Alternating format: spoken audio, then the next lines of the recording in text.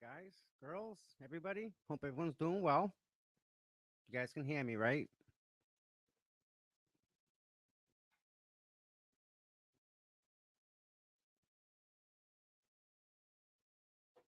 Morning, Trace, Leah. I got a good show for you guys, I think.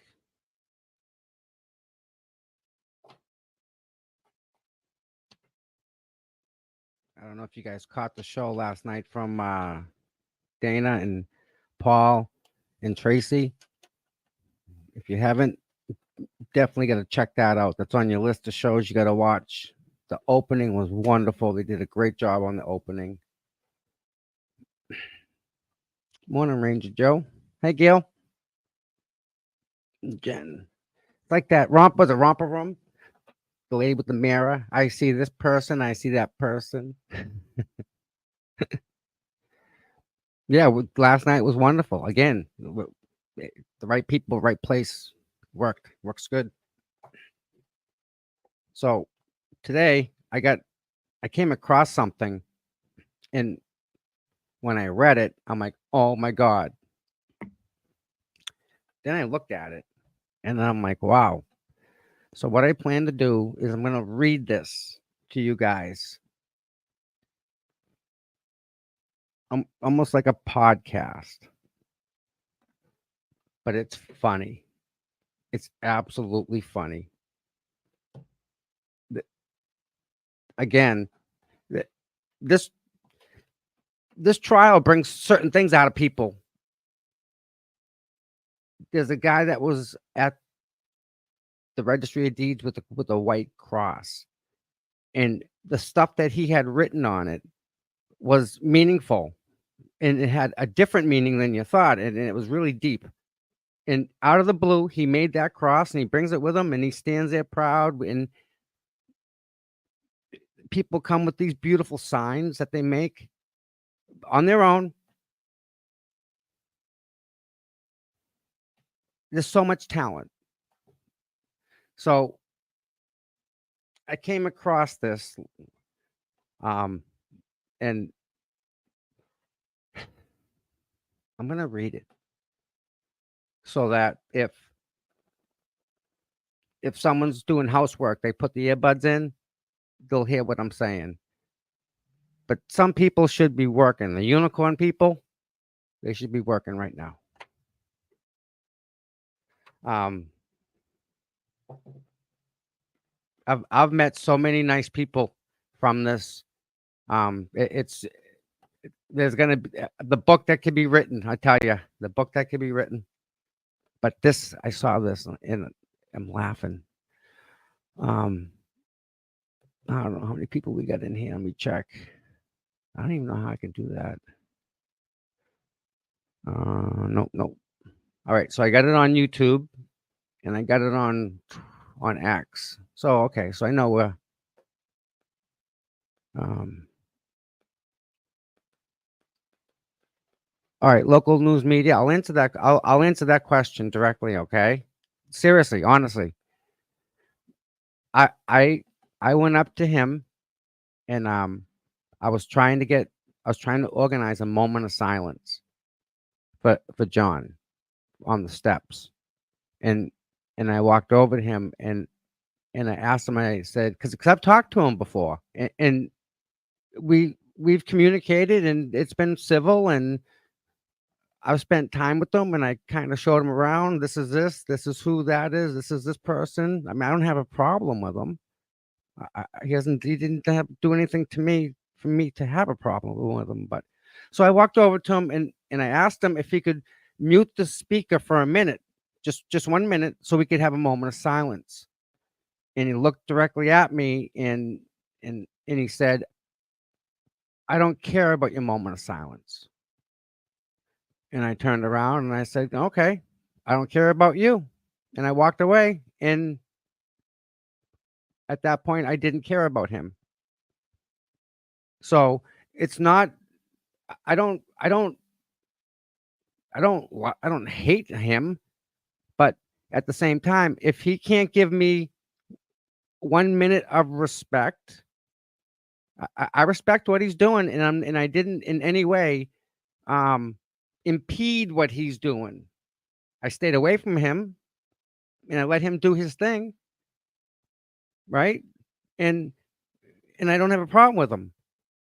But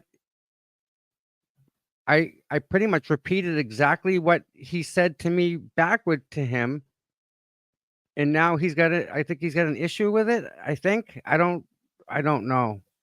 But if he can't give me a minute of respect for a fallen police officer in Massachusetts, then I don't think he deserves my respect in any way. And I didn't give him any. I turned around and walked away. So that's the answer to your question. I hope there's no other questions besides that, because that's what happened. Does that make sense?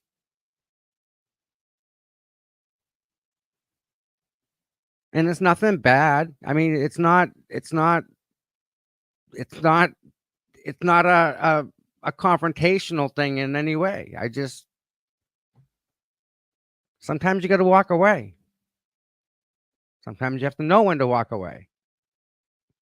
I was lucky to walk away. That's the deal.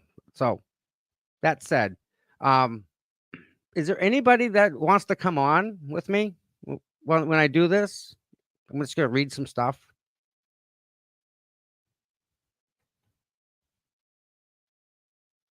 Just checking. All right. I sent an email out and I didn't get a response. They're probably sleeping.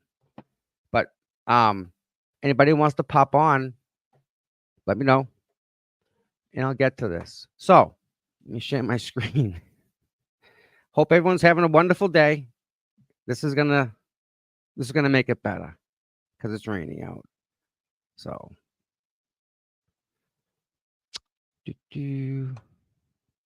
all right.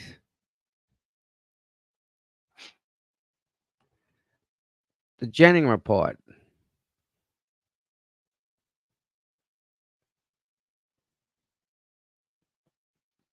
It has Police Chief Helena Rafferty, Rita Lombardi, John Connolly, Ken Mello, Yellow Cottage, Top Golf, comedies. Ooh, Jennifer Coffendacker, Grant, Ed Flynn, and State of Mass GOP. So I think we should read maybe some of these. What do you think? Yeah. Listen, what this veteran thing? I listen. What if I'm a veteran? Does that make what he did different in any way? It's got nothing to do with what he did. It's got zero. So people that want to bring up other things, bring it up. I mean, next thing you're gonna know is well, he has longer hair than I do. Like, really? Enough. Enough. Grow up. Grow up. Enough. There's no need for that. Nothing to do with being a veteran. All right, let me figure this out here. Nope, nope. All right, but I can't control that from here, so I have to go back onto this one. All right. So we're going to read this here from Canton Police Chief Helena Rafferty. Willingly chose the dark side. So it's saying here that Chief made a decision. Make this bigger for me. Here we go. There we go. You guys can see that, right?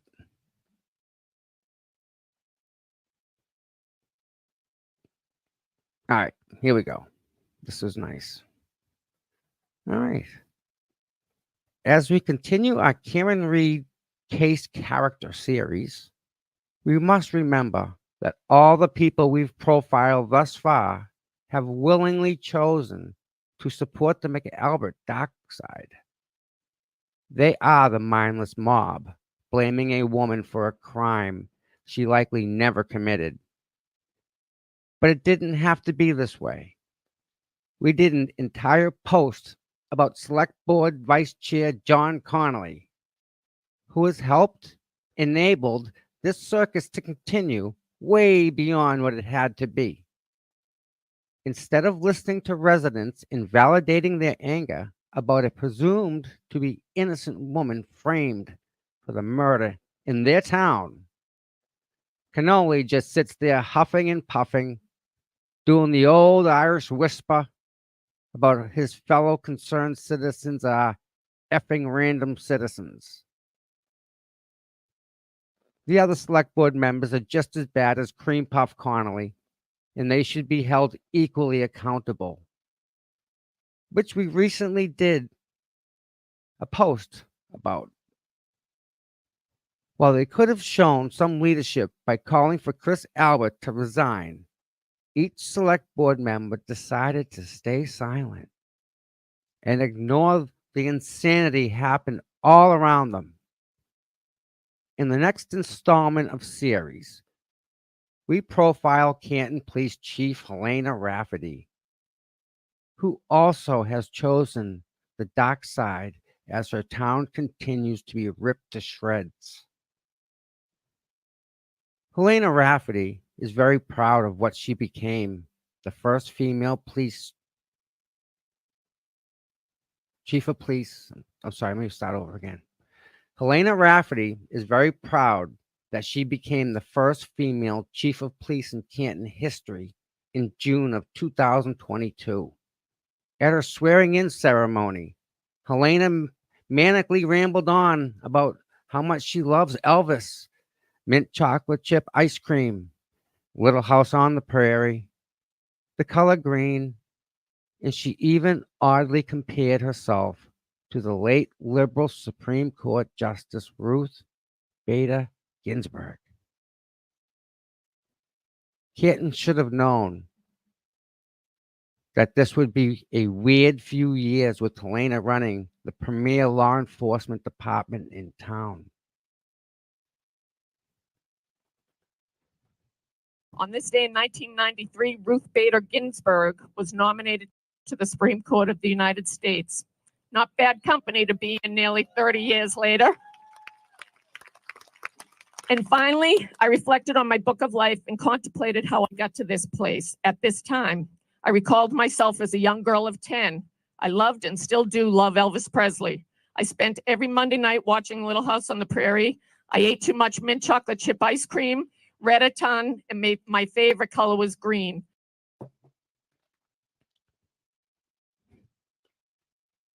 What a pioneer for all women. In that speech, she goes on and on about how she's making history as the first woman police chief. So you'd think she'd be concerned that in her town, a fellow woman was very likely framed for the murder of a Boston police officer. And to make matters worse, members of her police department and other fellow member officers were allegedly part of the widespread cover-up. So much for the believe all women narrative. Almost like that, all BS to begin with. At her swearing-in ceremony, Helena pathetically shared this. As I stand looking out, I see so many people from my book of life. Wow, that book must be the most boring, sad masterpiece to ever hit your local bookstore. With her tenure thus far as chief, we're still trying to figure out what horror book author wrote that riveting Helena Rafferty biography. Are we talking Stephen King or R.L. Stein?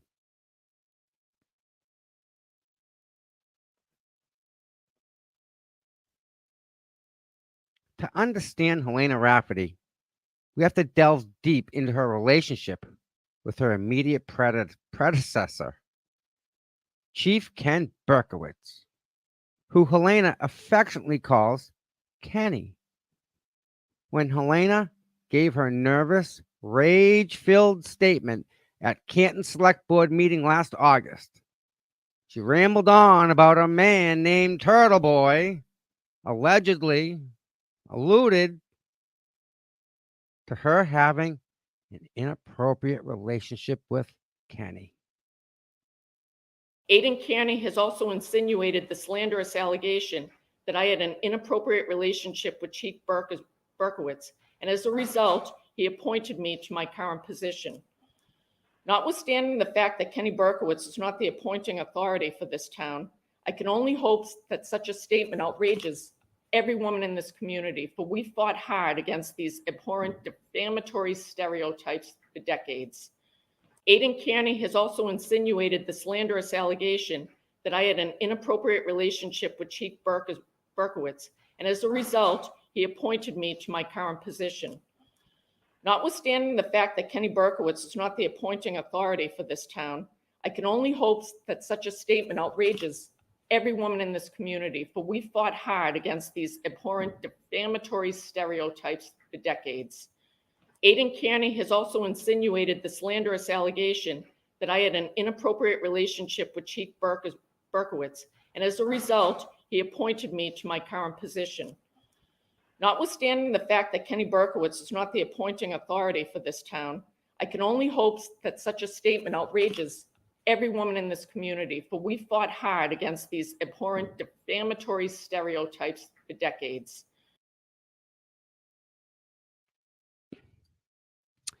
Even if that was true, no one really cares. Throughout that unhinged statement, Helena kept saying outlandish things and acting like she and her family were the center of attention in the Karen Reed case. I'm sorry, Helena, but you and your family aren't that special or interesting. The only reason we're profiling you now is because it's entertaining to point out how strange you are. Plus, how you chose to back the dark side in this whole thing and even called Jen McCabe a victim. Choices like that have consequences. Anyways, back to Helena's relationship with her predecessor. She was on cloud nine at Kenny's retirement party as she droned on about how he's the man. Okay, so the sheriff opened it up. I have a funny text between me and Tommy Kelleher. Everybody loves Kenny Berkowitz and his sense of humor, but many of us in this room have been on the other end of that. And Kenny Berkowitz was on the phone one day a couple of years ago, and Tommy and I have adjoining offices. And I get a text from Tommy, WTF is going on over there? I have no idea, but my blood pressure is racing and my anxiety is high. I think he's fighting with a credit card company. Okay, I'm biting my nails. Honestly, I can feel the butterflies in my stomach and my heart. So I think we all probably have a Kenny Berkowitz story that is not as jovial when he is showed the other side that is just as wonderful, but you don't walk on Kenny Berkowitz. Okay. That's such a hilarious story, Helena. You must have had to be there, I guess. Sorry to disappoint you, but nobody at that party cared about the centerpieces. And it wasn't the elephant in the room either. She was trying so hard to be one of the guys. Helena then told what was supposed to be a funny story, but somehow no one got it or cared to laugh, as if she defied all DEI principles by alluding to Kenny being Jewish and therefore frugal. So I have a funny story, and it's the elephant in the room. Everybody is probably looking at the centerpieces going, what is that? So Kenny always ran the police department like he was running his personal checkbook. He was constantly aware just how incredibly hard the citizens and business owners in town worked for their money, and he never took funding for granted. In his 17 years of chief of police, I don't think he ever asked for a transfer, and if he did, it was for a very good reason. Kenny had a wonderful uncle, Uncle Ralph, who grew up in the Depression era and was a realist. He always said, "Oiska Beffen the Geld," which is Yiddish for throwing money out the window when he saw something he deemed unnecessary or wasteful. That is how Chief Berkowitz navigated through his tenure, with Oscar Pfeffenmigelt being a guiding principle for his financial decisions. When he first made chief, besides designing new patches and a new cruiser detail, creating a K-9 unit, increasing the SRO program from one full-time officer, 2 officers in every school, 5 days a week, he didn't really leave me a lot to do. Kenny wanted to remember those officers who served CPD prior to us. He was able to work with community partners who donated time. President of the Kenny Berkowitz fan club here. Talk about cringe. At least the love fest was mutual, though. Chief Berkowitz said this about Helena. She is the best police officer, the best leader, and a great administrator who also happens to be a woman, and that's why she got the job. Geez, Ken, you're not supposed to say that out loud, that the only reason she got hired is because she's currently identifies as a woman. Even John Conley laid it on thick when he said, "We had the right person here. There was no need for a national search." Such insightful words from Cream Puff. Connolly, why conduct a national search for a police chief in the hopes of finding somebody competent for the job when you can just go to the next menopausal woman in line who'll immediately sit on top and bark whenever John Connolly and the rest of the select board tell her to? It was clear John Connolly was instrumental in Helena's hiring when he said, "I personally think we should just promote her as we've done in the past. In the fire department, we promoted Chief Charles Duty from deputy to chief, and I think we should do the same thing here." Rafferty has been deputy chief for 10 years. She's done a great job. She's acting chief, and so why waste everyone's time? Bloated John says we shouldn't waste anyone's time trying to find someone who would make a good role leader in Canton. It's not like you could ever find yourself in a situation where people in town are falsely being accused of murder and the incestuous police department was part of the cover-up. That could never happen in real life, right? Seeing how she liked Kenny so much, it makes perfect sense that Helena would dislike Karen Reed. Former Chief Kenny was part of the John O'Keefe murder investigation and after hours magically found some extra taillight. As if he was part of the cover-up, it would make sense for his psychophalantic understudy, Helena, to have a vested interest in protecting him and his buddies from the shame of a cover-up being exposed. They did what all institutions do, try to save themselves perceived scandal.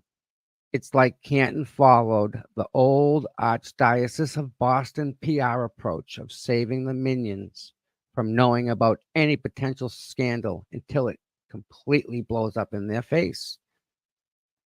Helena also said the peaceful rolling rally last July 22nd, may have intimidated witnesses. They have a current elected planning board member who actively participated in an event that made residents of our community feel disrespected, targeted, and intimidated. An event that I believe under statute 268-13A could most possibly be deemed a criminal act. They have a current elected. Now keep in mind that throughout the entire rolling rally, not one police officer or cruiser ever followed or interacted with the peaceful protesters. The protesters literally did not see one cop the entire day. If they were so dangerous, where was Helena and the rest of the cops in town? It's almost like they knew the protesters were joyful. included many grandmothers and law-abiding citizens who did nothing wrong, claiming after the fact that they were very, very dangerous persons, was the precursor to Special K, Ken Mellow's approach. Just make up a bunch of lies, file charges, and hope that a dumb judge will just go along with it, because the people claiming that crimes were committed have the titles chief or special prosecutor in front of their name. How come this happened in the United States of America? We're not supposed to be Nicaragua, Russia, Venezuela, or Haiti over here. It's really sad that police chiefs today are just inept politicians in uniforms. Chief Rafferty's political job is basically this: suck up to towering statesmen on the select board like John Connolly and Chris Albert, do favors, and cover for her predecessor, Kenny Berkowitz. Call peaceful protesters dangerous people like she's the chief of police in Compton, and constantly play the victim. As the first woman chief in Canton history, Helena is shrill and spineless. She doesn't believe in helping women who are being falsely accused, like Karen Reed. After this whole ordeal, the book title on Helena's life and tenure as chief of police in Canton will be the sequel to Corruptible: Who Gets Power and How It Changes Us. In the meantime, we'll keep trying to figure out whether Helena is a bootleg Finkel or Elmhorn from Ace Ventura.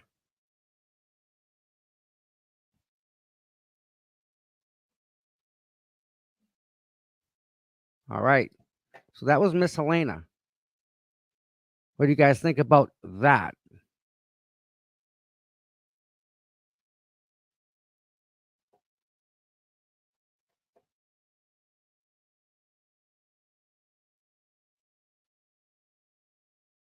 I read an article similar to this one, and I was just shocked. So the next one that we read, I plan on reading all of them. So we have, do this. Is there a home button down here? No. All right.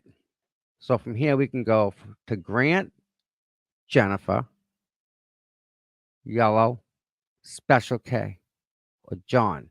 1, 2, 3, 4, 5. Popular vote. Go. What do you want to see first? Gonna read them all. Where do you want to go next? Amy, yes, that's the thing from Ace Ventura.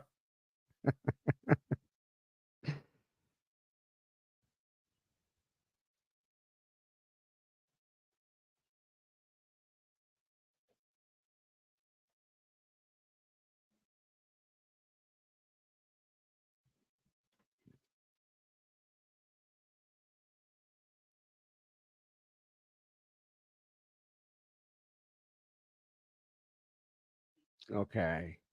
I'm just checking to see if anybody responded. All right.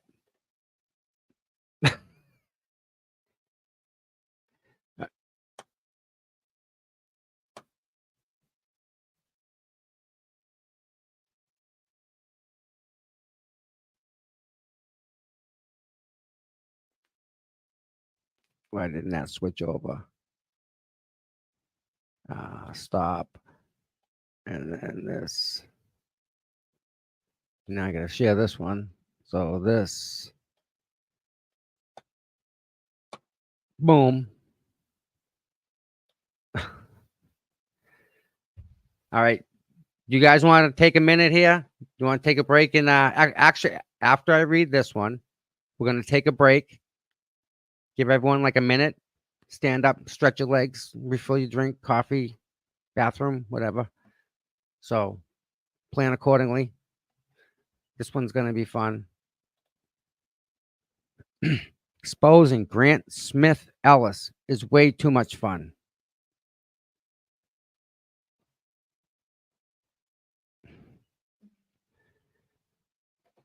I have to say from the outset that writing this post was way too much fun. Grant Smith Ellis, who fashions himself as some sort of disabled journalist who people are supposed to take seriously, is a content creation machine for those of us who like to laugh at clowns. Unpacking Grant's background is an exercise in observational comedy. He is the son of Wendy Murphy, the shrill and unhinged attorney who made a career grifting off abused women and children. The fact that Wendy mothers a creature like Grant is really the foundation for everything else that follows here, as the manic weirdness doesn't fall far from the proverbial step tree. Even though Grant tried to find a journalistic niche in the cannabis advocacy space, didn't know that was a thing. Most people only came to know him recently when he started reporting, quote unquote, on the Cameron Reed case last fall. But before we get to his tone deaf, erratic behavior, and obsessive view that Karen Reed killed John O'Keefe with her car, who exactly is Grant Smith Ellis, anyways? Well, he grew up in the ritzy town of Belmont and eventually went to Boston College, where his mummy is also an alum. In 2013, while a grad student at BC, he heard voices. That's totally normal, though, right? And thought the Virgin Mary was telling him to become a Catholic priest while praying outside of a Baptist library. You got to listen to this clip from Yellow Cottage Field's exclusive interview with Grant. A long time ago, I heard the call to be a priest when I was praying to the Virgin Mary outside Baptist Library at BC when I was a graduate student. And I'll never forget that night in 2013, because I heard this very specific sentence, which was, "The world is yours to behold if you can abscond from your temporal inclinations." And everyone hears the call in a different way. But for me, it was more than just the words. It was almost like I woke up the next day and I never wanted for anything again. I just kind of lived to serve, went where I was called, and things would kind of align and happen for me. And I've kind of done that ever since. I don't really try to make money. I don't do a very good job sustaining myself or feeding myself or any of those things that would make one a human, but I am really good at helping people, and that makes me happy. So that's me. A long time ago, I heard the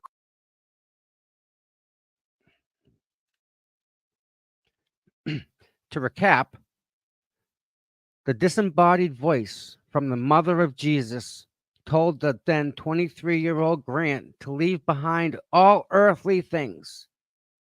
And then he never wanted anything ever again for the rest of his life, except maybe a joint. Since that seminal moment, Grant says he lives to serve, doesn't try to make money, doesn't take care to sustain or feed himself, and doesn't consider himself to be a human anymore. Jesus! Doesn't that explain so much? What I don't get is how someone who once talked to the Blessed Virgin Mary and tries to act like he's St. Francis 2.0 could be so unappealing, uncharitable, spiteful, and unchristian. Imagine this guy as a priest. It's almost as though he never had a mystical encounter with Mary, but simply has severe Asperger's syndrome and narcissistic, historic tendencies. But hey, I'm just an armchair psychologist. What do I know? Let's get back to more of this priceless grandiosity. Oh, well, so originally I wanted to become a Jesuit priest so I could go to Rome, become a member of the Curia, and then get close to the Pope so I could benevolently influence world policy and the furtherance of human rights. So that's kind of like where I wanted to get to initially. So ever since I've split from that path, now like law school professor, I think would be okay. I'd be okay with the Pope, so I could benevolently influence world policy, the Pope, yeah, and then get Wait a minute. He wants to influence world policy? go to Rome, become a member of the Curia, and then get close to the Pope, so I could benevolently influence world policy and the furtherance of human rights. So that's kind of like where I wanted to get to initially. So ever since I've split from that path, now like law school professor, I think would be okay. I'd be okay with Hmm. doing some journalism. If like the government wants to come and recruit me and take me into the bowels of their system, I'm totally happy with that. I'm open to all sorts of things, but I really need to be used in a benevolent way to provide a check and balance against the worst inclinations of humanity, I think. Oh, well, so originally I wanted to be.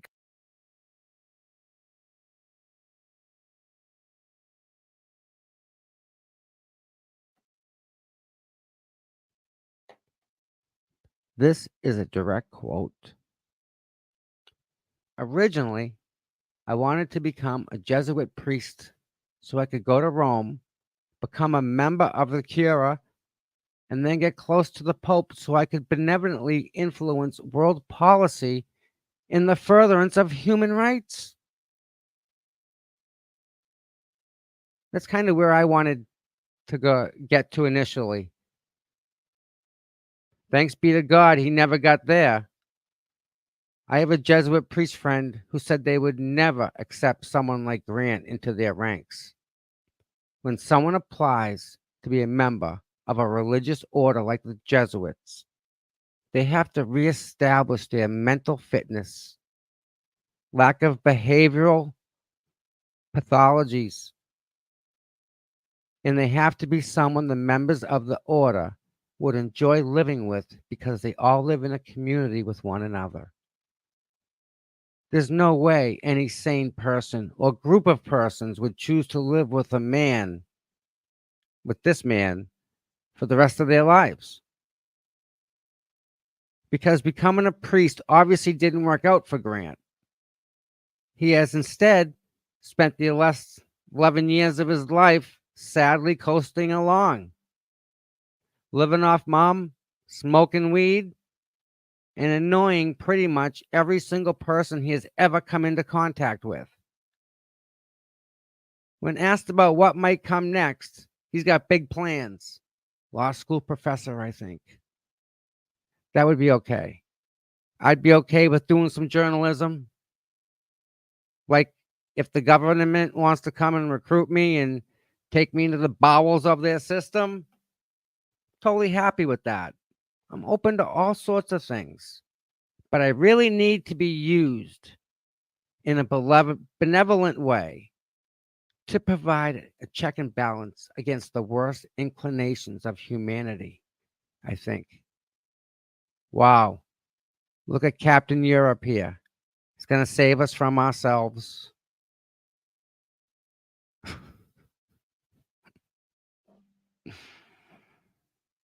Oh my God.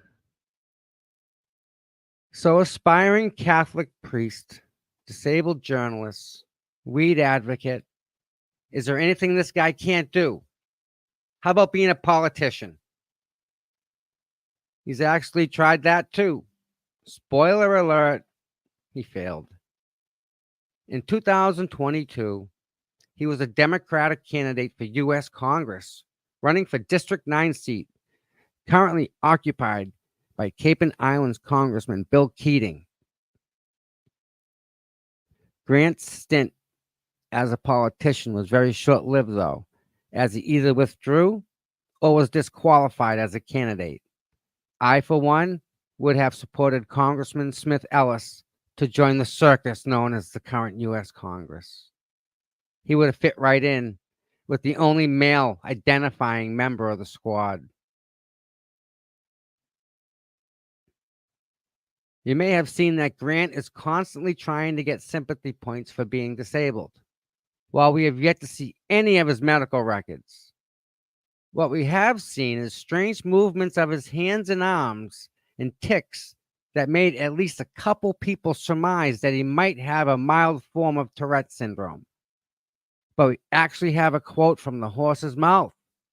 Trigger warning, this is graphic. In 2014, I was a graduate student at Boston College, student discourse theory, when I sadly became disabled due to complications from a surgery. That surgery, from years earlier, reduced the elasticity of my skin and in turn caused my throat to begin to collapse. My facial/optic nerves go haywire.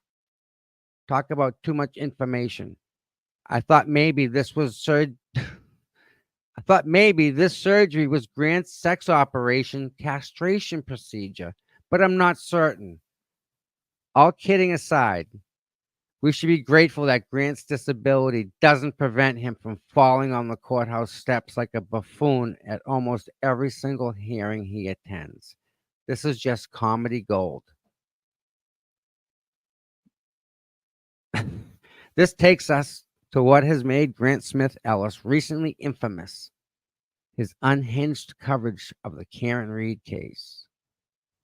Everything he has done so far while reporting on this case is consistent with his life behavior up until this point.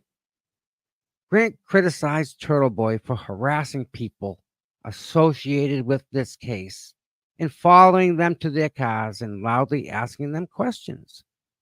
He then goes and does the exact same thing to Turtle Boy, to Karen Reed, and her attorneys. It's almost like that time the Virgin Mary allegedly spoke to Grant and he suddenly thought he was called to be a priest, but then he chose to spend the rest of his life as a stoner who treats pretty much everyone condescendingly and like crap, just like his mother. Not very priestly or saintly. Grant. We're seeing a pattern here with Grant's complete lack of self-awareness and unbridled hypocrisy, mixed with some old-fashioned do as I say, not as I do. I realize that Grant has zero emotional or social intelligence, but that doesn't excuse his instigative, accusatory, coarse, and bizarre tone and behavior. Grant is like many people on the McAlbert side. He doesn't really believe that Karen is guilty of murder. They just so heavily invested at this point that even though the lead investigator is under MSP internal investigation and FBI reconstructionists have said there's no way O'Keefe was hit by a car, among other compelling and confirmed evidence like Jen McCabe's 227 Google search, house long to die in the cold. And they just can't swallow their pride or lay down their weapons. Admit that they've been wrong the entire time and beg for forgiveness. Grant is a very serious independent journalist, though, so we'll hold our breath that maybe one day he'll come around. Like I said in the beginning, researching and writing this post was so much fun. Observing Grant is like watching old Comedy Central roast where the content and material never dries up. But beyond all the laughs, part of me feels bad for him. It's clear he had a lonely childhood with no friends. His mother is overbearing and hard to listen to for more than 5 seconds at a time. He clearly has never been intimate with another living human being, and he has failed at literally every single thing in life. He shows up to court looking like a bootleg Mr. Bean with a CVS brand sunglasses on.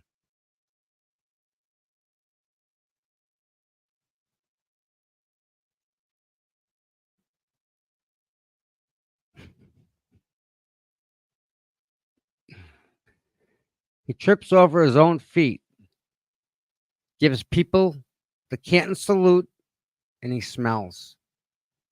Despite how sad his life is, we have to remain grateful that the world dodged several bullets with Grant's colossal failures.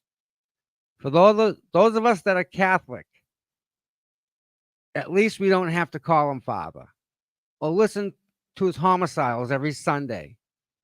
And kudos to Pope Francis for never hiring Grant as a senior advisor to benevolently influence world policy in the furtherance of human rights. There is a God after all. Pictured here, Grant Smith Ellis, showing off the Canton salute he learned from his only friends ever, other than his mom, the McAlberts.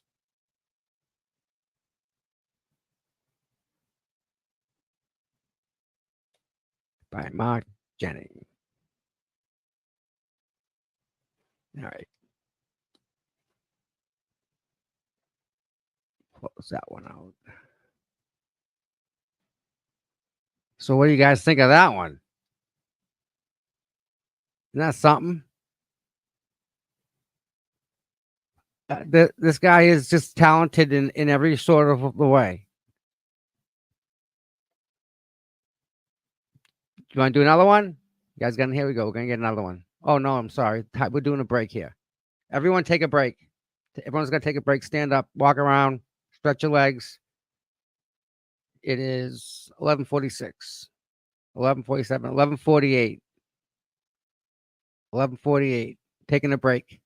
I'm actually gonna get up and walk around. So everyone take a break. Hit the like, hit the subscribe. Paul and Dana and Tracy's Resistance to Silence. If you haven't subscribed to them, can you give them a subscribe? We're trying to get their numbers up a little bit more. They had like the subscribers they have is like little. Like I thought they had a lot more than that. They should have a lot more. And if there's anybody that wants to come on, I can get you the link. But either way, think about it. I'll be right back. Take a minute to walk around and get a drink, fill your coffee, check on the kids. I'll be right back.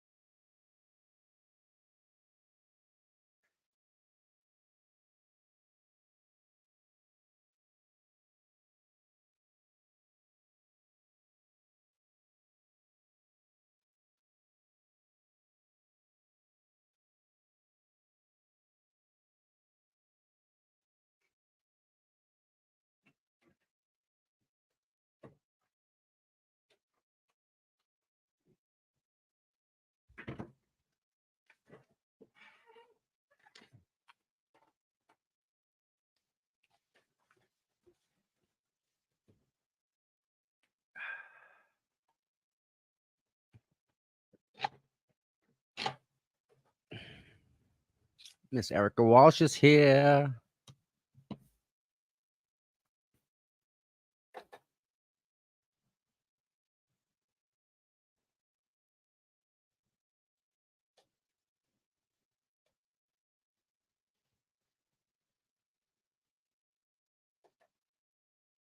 Okay. So we can get rid of the Grant article. That was a read. Okay, go back to this one. Okay.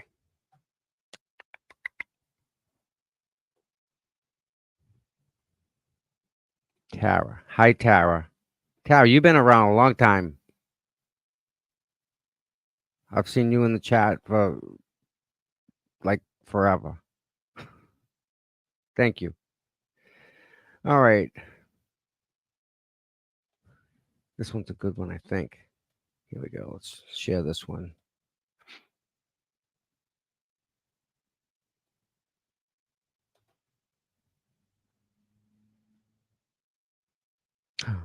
Uh-oh, what happened?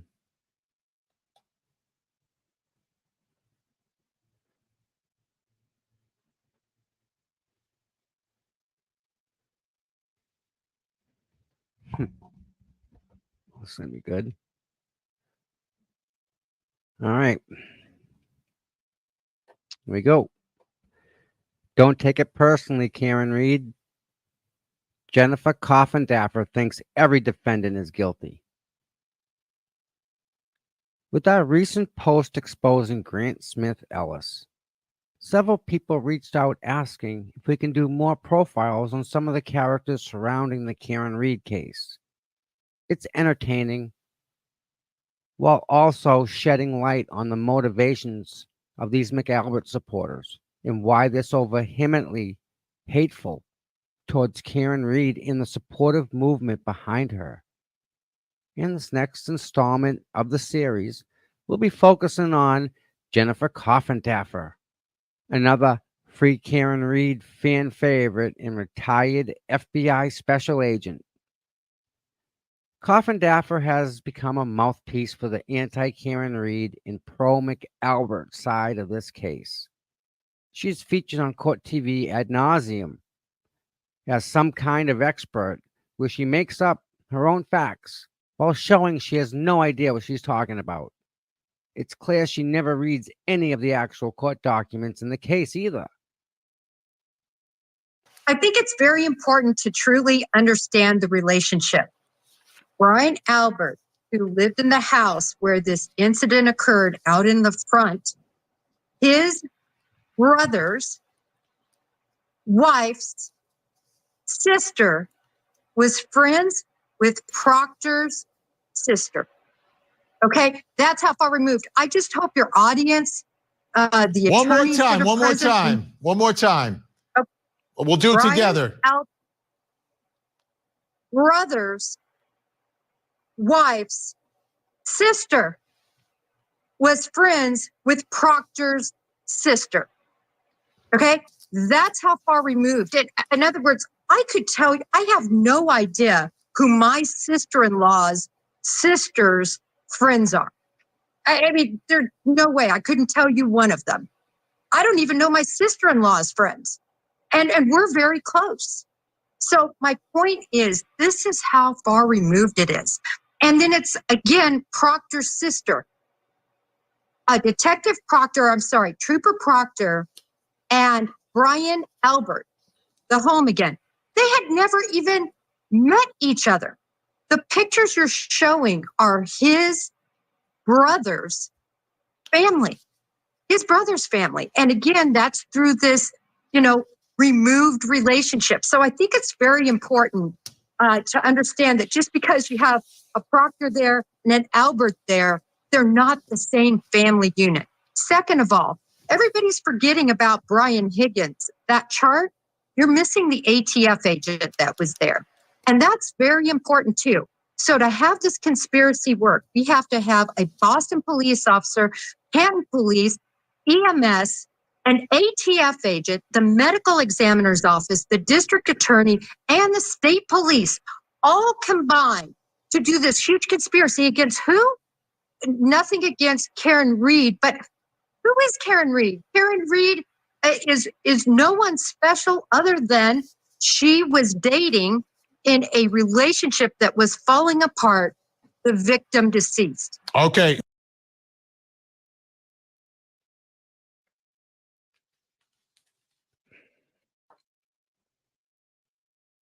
Jennifer, do you agree this search is the key? Did it or did it not take place at 2:27 in the morning, 3.5 hours before John O'Keefe's body was discovered? No, it didn't take place then. That is when her Safari was open. It copied to a wall file. And at that point, the other searches that were made after that all have that timestamp. She made that search after she and the Jen McCabe and Karen Reed and the other occupant arrived. And Karen Reed was screaming, "Oh my gosh," because they just found him. How long does it take someone? Google it, Google it. And then that is when Jen McCabe went in and did that. And that's what the evidence, I believe, will show. Wow. In light of recent FBI investigative findings, these clips haven't aged very well. Jennifer tweets incessantly about this case, saying dumbed down things like these while acting like she's the queen of all true crime. Jennifer Coffindaffer, FBI, Justice for John O'Keefe. Joined at Julie Court TV to discuss the case against Karen Reed, who is accused of the second-degree murder of John O'Keefe. See attached clip. Caveat, per NBC Boston, the hair found on the rear of Reed's SUV she was driving when she purposely hit Officer O'Keefe and killed him was analyzed and belongs to Officer O'Keefe. However, I do not see in the court documents that the analysis has been completed. We shall see. All the other information is straight from the filings and is strong evidence against Reed. Another tweet. Hi all. I am planning to do something I've never done before, but feeling compelled to do. I will go live today on Break the Case with Jennifer Coffindaffer on YouTube. Why? To address the continued distortion of truth regarding the hearing today to dismiss the case against Karen Reed. I will specifically address the federal public corruption case. I hope we all have an interest in this case. We'll tune in. Another tweet after this. Takeaways from the hearing today. House long to die in the cold timestamp on Google query. The prosecution has an expert who says the 227 timestamp is inaccurate. The defense has an expert that says it occurred at 227. This is nothing new. We shall see what the jury believes. Will the judge grant the defense motions to dismiss the case and remove the DA?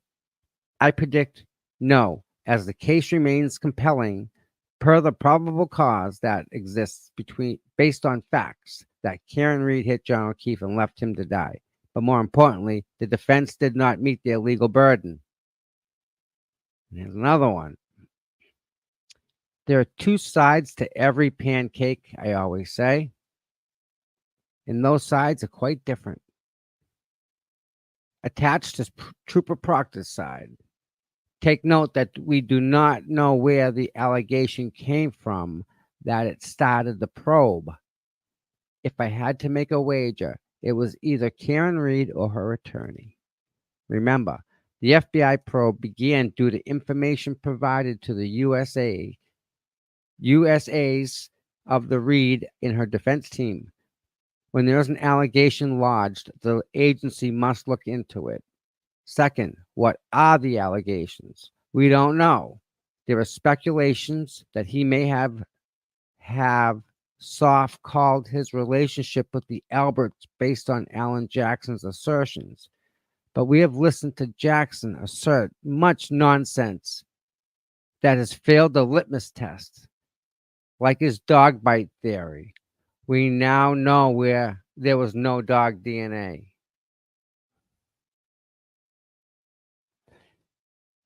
I used to think Jennifer had an intense animus towards Karen Reed, maybe because she's stubborn or is seeking attention by always taking the position diametrically opposed to what the evidence in the case shows. But the more I listen to her and read her tweets, doing that's a living hell and wouldn't recommend it. It dawned on me that she thinks every single person who is charged or alleged to have committed a crime is automatically guilty.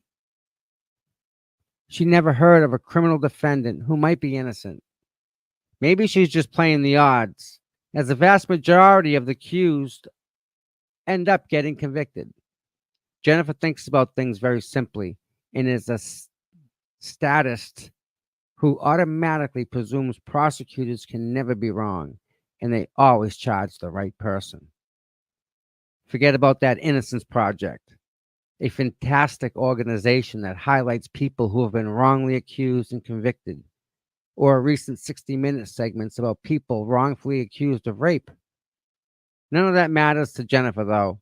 Look at her tweets in the last 2 weeks alone. In her mind, the accused are manifestly guilty before having the opportunity to prove their innocence in a court of law.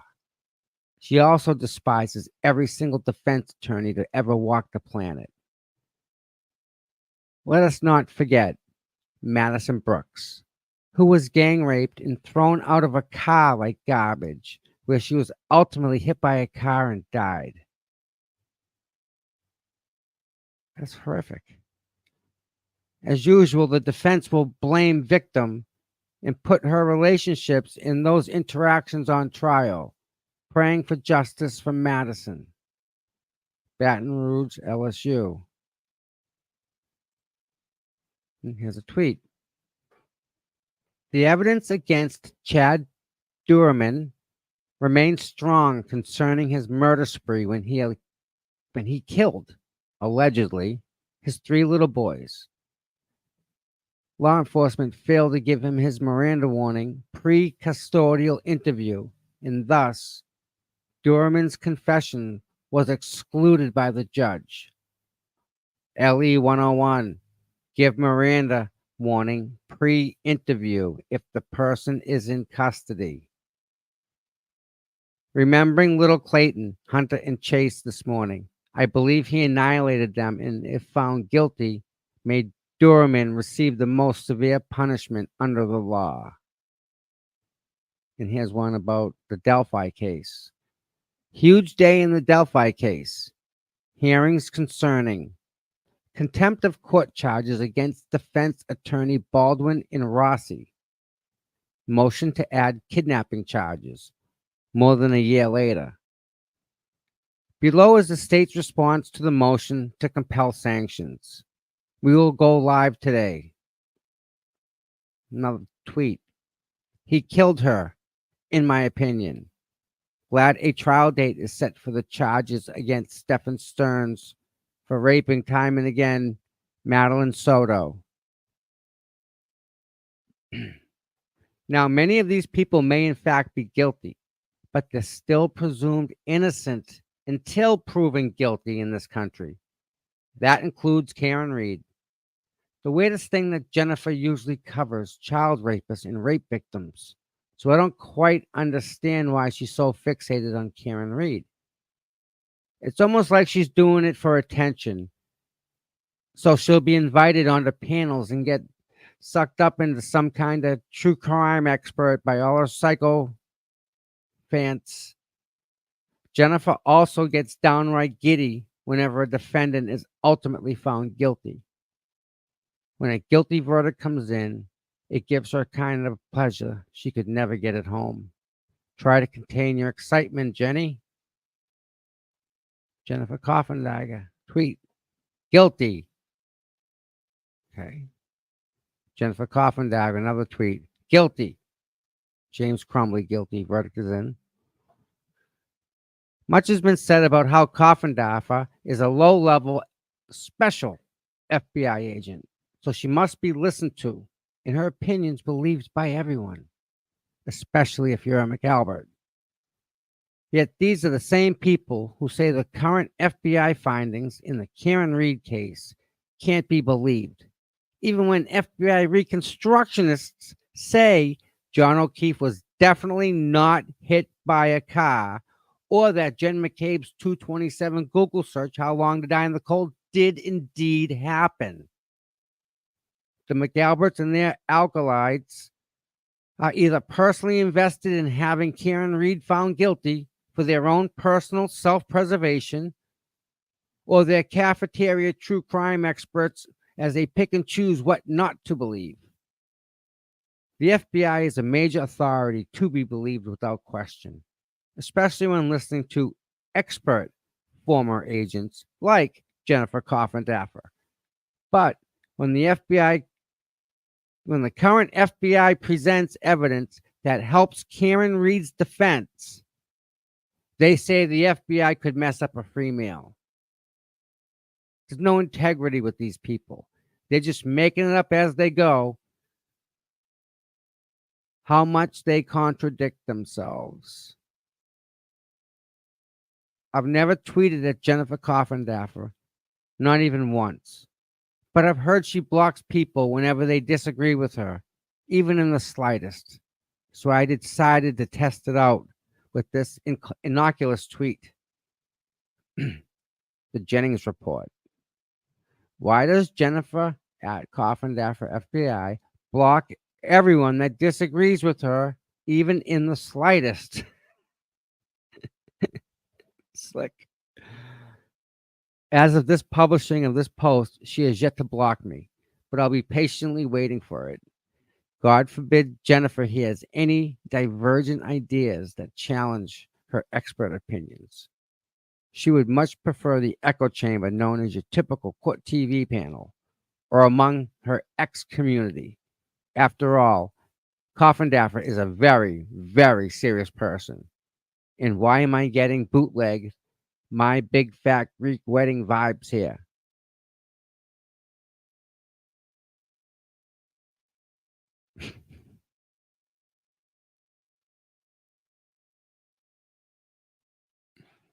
At any rate, Karen Reed and her supporters shouldn't listen to anything Jennifer Coffindaffer has to say.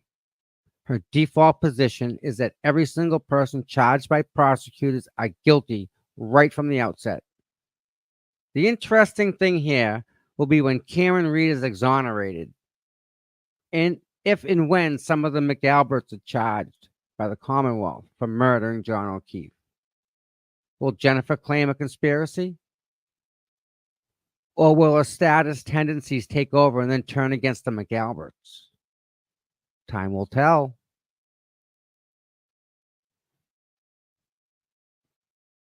Man, what do you think of that? Ain't that something? Wow.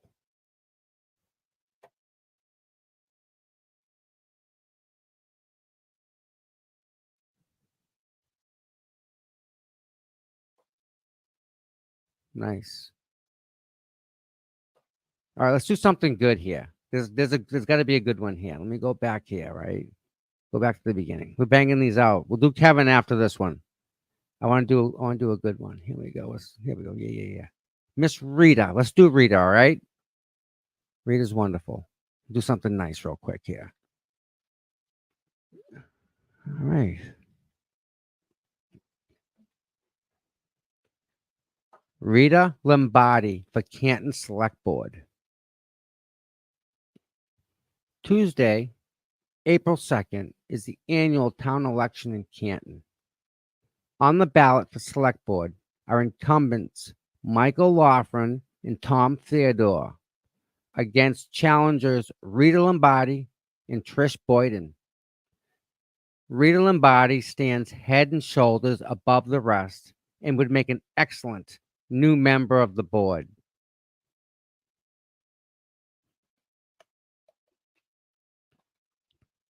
She's smart, articulate, personable, professional, direct, kind, and she knows how to motivate and organize people in support of the good.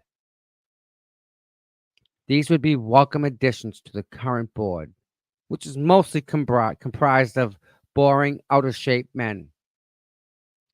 Rita's background and experience make her a compelling candidate, no matter who she might be running against. However, the terrible ways of the current members have comported themselves ever since concerned citizens in the town started attending meetings and speaking out against corruption is real. I'm sorry. Go back. The terrible ways the current members have comported themselves, and ever since concerned citizens in town started attending meetings and speaking out against corruption, is reason alone to support her. Having already listed a handful of the qualities that would make Rita a valuable member of the board, in this post, we'll be looking at why her two incumbent opponents and the entire board should be booted out of office now and in future town elections. We did an entire post about how Vice Chair John Connolly is the face of the current select board, and that's not a very pretty face. But it's amazing how all the other members are such horrible politicians as well. They don't even try to connect with the people they don't like or don't agree with. Their entire town has been on fire for the better part of a year because of the alleged cover-up of the murdered Boston police officer John O'Keefe and how the powers that pinned it on a woman named Karen Reed. Since this dire situation finally started getting some public attention last year, Canton residents show up to all select board meetings ever since and absolutely eviscerate the board.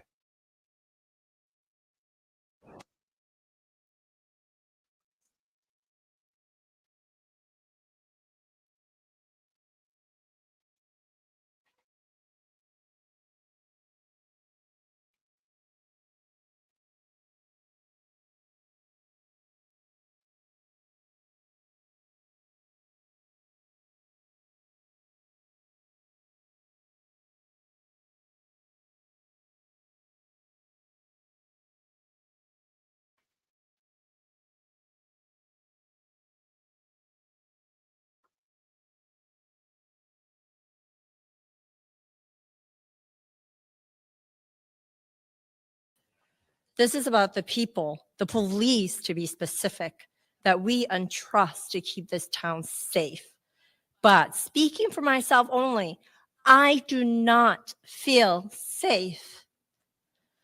I am putting myself in front of this select board, in front of the very people whose names have graced well-sourced articles. I'm sure I'll be getting traffic tickets for the rest of my life, but I will happily pay them rather than to shut up. I have been on the front page of the Boston Globe calling out bigger politicians with very nice offices at the State House. People in this town are scared of the people who are supposed to protect and serve, of elected officials who are elected to make Canton a better and better place to live.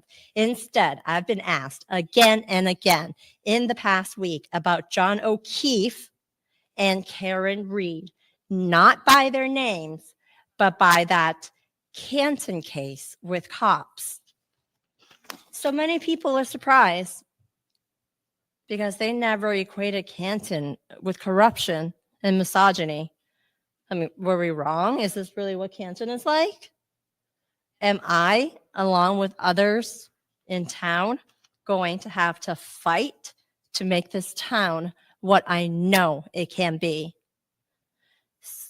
There are many, many intelligent people who live in Canton, and their voices are being silenced with threats of things much larger than parking tickets. At the select board candidate panel hosted by the Canton Citizen, either John McCourt or Chris Albert mentioned that they will be hiring 4 police officers this year. In light of recent developments, that is unsettling. So I ask, what will be the select board's role in these appointments in particular? Is that your statement? You're done? I asked a question, yes. There's no questions and answer. We cannot comment at this time because there's an ongoing investigation from the Norfolk County District Attorney's Office and the state police. And the Canton police are not involved. So we have no comment at this time. I have a statement I'll read at the end of this. Okay? That's time. 3 minutes. Okay, thank you. Thank you. Anyone else?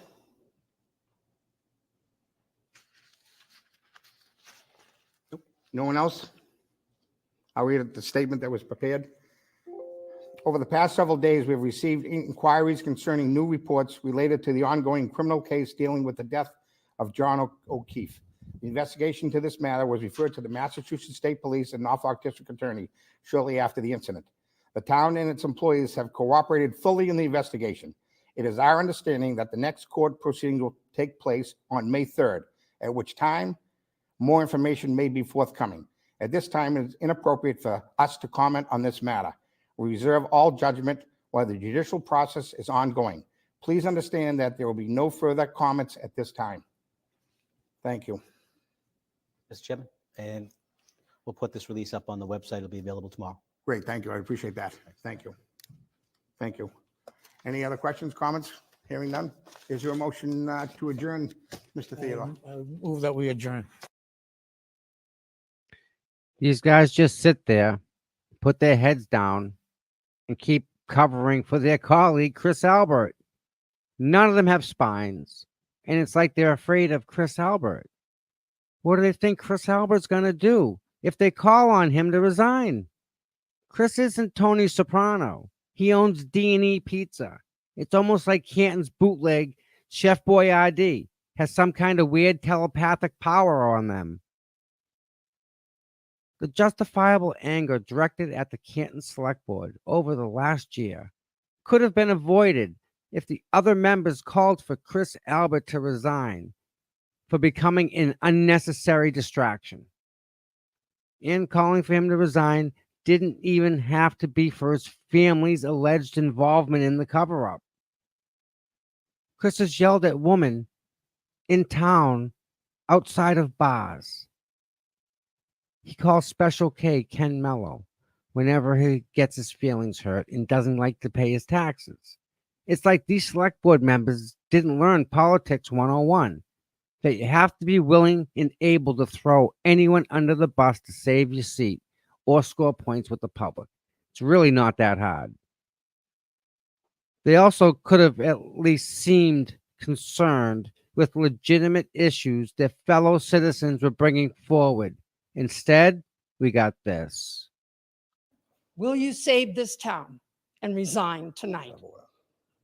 Yeah, I think that might be out of order. It might be out of order. So but, excuse me, I okay, made a mistake. yeah. Will you save this town and resign? Wow.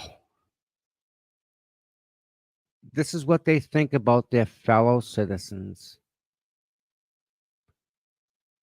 They've always been this way, but have just been under a much bigger microscope lately. Thank you, John, for saying the quiet part out loud. These bumbling idiots can't even act like they're trying to be neutral as their town is being ripped apart before their very eyes. We at the Jennings Report have focused on John Connolly as perhaps the most bloated example of tepid Canton Select Board leadership. But we can't forget that Chris Albert is still a member of this board. Let that sink in for a minute. Chris Albert mostly just sits there at all meetings and says nothing, as protesters hold factual signs saying things like, Chris Albert killed a man.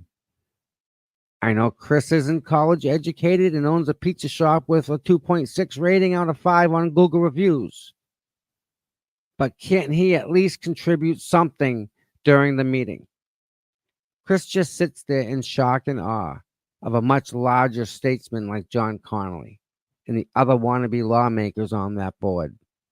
For the first time since coming on the board, Chris Albert finally had something to say recently. You and your bad judgment call after bad judgment call are the reason so many keep showing up.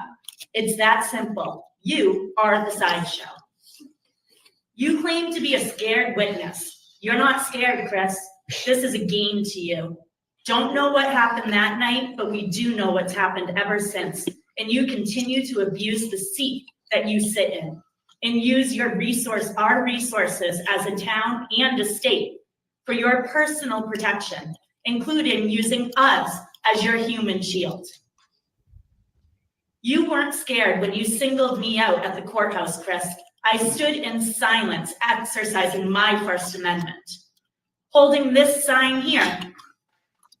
It's been the same sign that I've held ever since September. Would I be using that? You asked me as you cocked your little head, would you be using this as your school committee campaign? No, Chris, because until you singled me out, I was able to keep these two completely separate. I have this sign from the start. We have Meatball Morrissey and Corrupt Proctor, infamous solo cuts, and a killer playlist. Nothing scary, nothing bullying, nothing about you, nothing about anyone else in this town. No mention of the McGalberts. You have used trashy people in court as a shield, and you have used our town as a shield long enough. You and the entire family and social circle are involved in this case to be making any sound judgments on behalf of our town.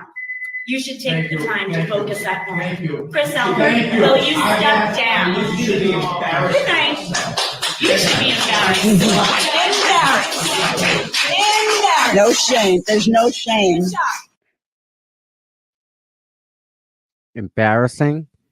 The only embarrassing thing in that room is the collective weight of the entire board and how they make coffee boy Chris Albert do the Dunkin' runs before every meeting.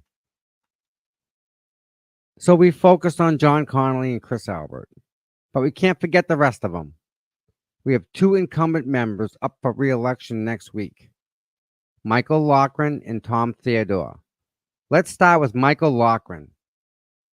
He has the personality of a wet towel, but brands himself as some kind of business mastermind who should be the next guest investor on Shark Tank.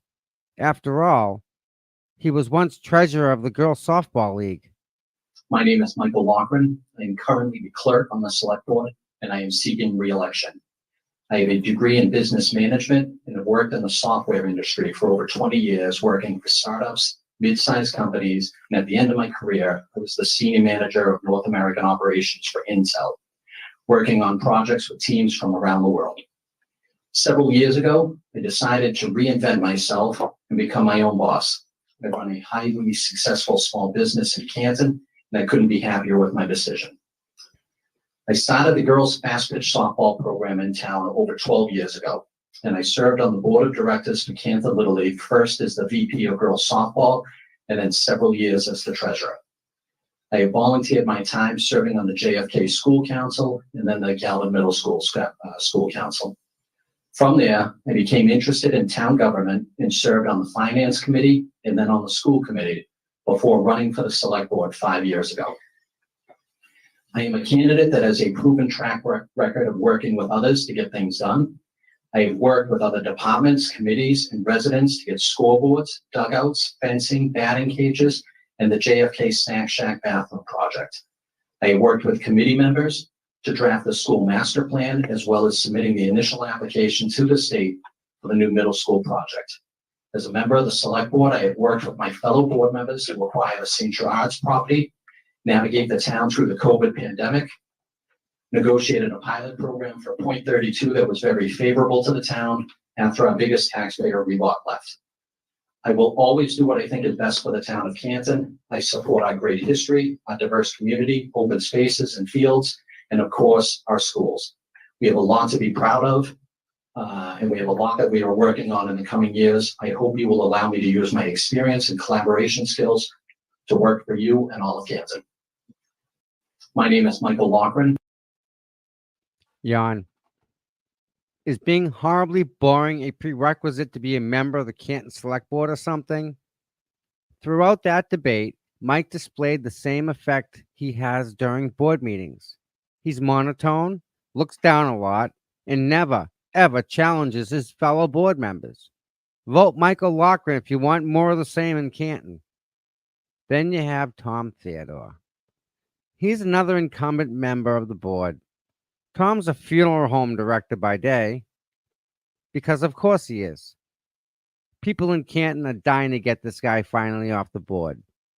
Listen to his rambling closing statement where Tom says he, and he alone, has steered the town forward over the past years. Literally, he says that. This year, as the select board chair, it's been challenging at best. However, throughout this turmoil and havoc, I remain steadfast in running the business of the town. It's been difficult on many levels. However, I have stayed the course. This town still maintains a AAA+ bond rating. We have a balanced budget without compromising the necessary services. I know a lot of the things we talked about earlier, but we have without compromising any of the services in this town. In the past, people have said to me, do your job. We are doing that job. So, and I'm proud of it. You know, we have to make some tough decisions this year. We have to make sure our budget's balanced. Again, getting back to the forecast revenue, and it's only going to get tougher. And I think we need the experience to navigate these waters to get us through these tough times. On a personal note, like I say, I grew up in this town. I love this town. People that know me, I'm approachable. You can sit there and talk to me for an hour. I will listen to people and I hear them, and I will do anything in my power to help them get through a situation. And that's why I ask for your vote, and I would really appreciate it. I would love to continue to serve this town. Thank you.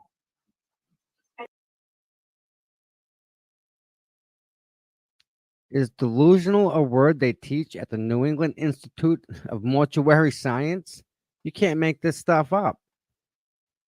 Here, this guy has sat there for over a year as chair of the select board, and he has the gall to arrogantly ask to be reelected. He did absolutely nothing to bring Canton together when he had every opportunity to try and do so. With a campaign slogan that should say, vote Tom Theodore. He's the last to let you down. Tom thinks because he directs a funeral home in town that Canton voters should just shut up, circle his name on the ballot, and put him back on the board. There's not enough formaldehyde in the world to give these guys some life or to make them reasonably okay to look at. When voting, you often get a choice. You either vote for a really, truly great candidate, or you can vote for someone who isn't that great, but at least they're better than the alternative. With Rita Lombardi, Canton can do both. Elect someone who's a really great candidate while also being 100 times better than the incumbent alternatives. Think about who the McAlberts are most likely voting for and do the exact opposite. If voters want change, vote Rita Lombardi so Canton can finally have some dynamism, personality, fearlessness, political intelligence, and competency on that board.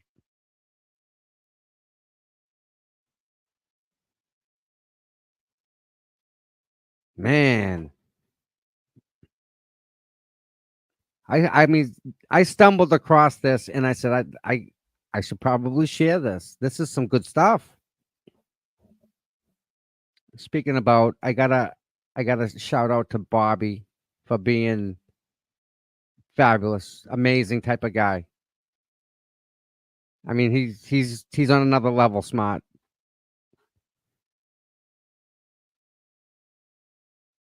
Yeah, Bobby's the man. Just you just get people that think outside the box sometimes that are just like, oh my god, I never would have thought of that. All right. Um, before we do the next one, get up and stretch a little bit. Move them legs. Give you a minute or two. Refill your coffee. Go get some water. No rush.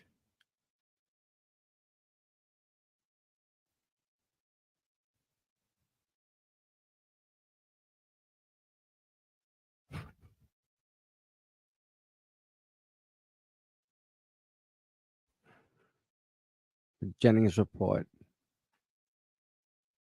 Not sure if you guys have ever been here before. What a man.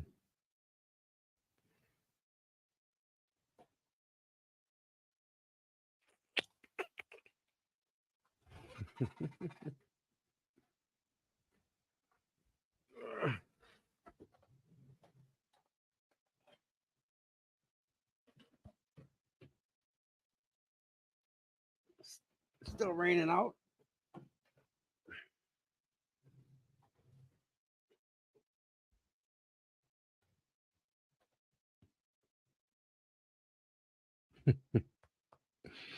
Oh, this is going to be interesting. All right.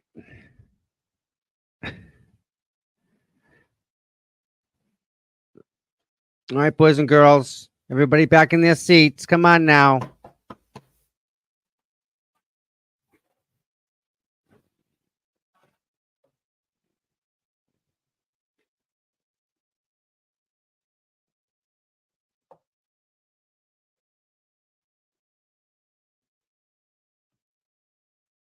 Better?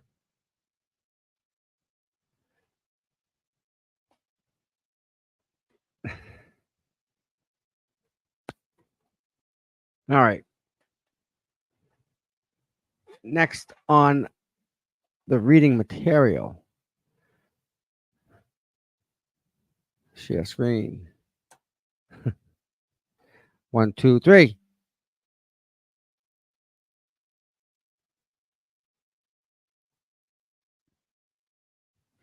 All right, here we go. Buckle up. Having already reported on Grant Smith Ellis and Jennifer Coffindaffer, we now continue our Karen Reed case character series by profiling Kevin Lenahan from Yellow Cottage Tales. It was on Kevin's YouTube show that Grant Smith Ellis once said he heard voices, though he'd become an advisor to the Pope and doesn't consider himself to be a human being. Throughout the interview, Kevin egged Grant on to share more about his hopes and dreams, and it was true comedy, affectionately referred to as Yellow Cottage Fails by its detractors. Kevin has drawn the ire of free Karen Reed supporters and turtle riders alike for his stubborn contention that Karen Reed killed John O'Keefe with her car. He has proclaimed outlandish theories about how it could have happened, and his X/Twitter account is plastered with anti-Karen Reed and pro-McAlbert content. But who is Kevin Lenahan, and what makes his Yellow Cottage Tales brand so fixated on Karen Reed's alleged guilt?